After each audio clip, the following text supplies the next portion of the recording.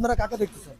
আমার পক্ষে আমি জামাতকে দেখতে চাই। কেন মনে হলো আপনি কারণ আওয়ামী লীগ বিএনপি দুইজনই ক্ষমতায় আসছে, এবার জামাতকে অবশ্যই চান্স দেওয়া উচিত যে তারা দেশের জন্য কি করে।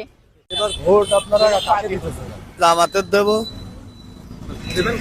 জামাতের সব জামাত ইসলাম। নির্বাচনে কাকে আপনারা দেখতেছেন?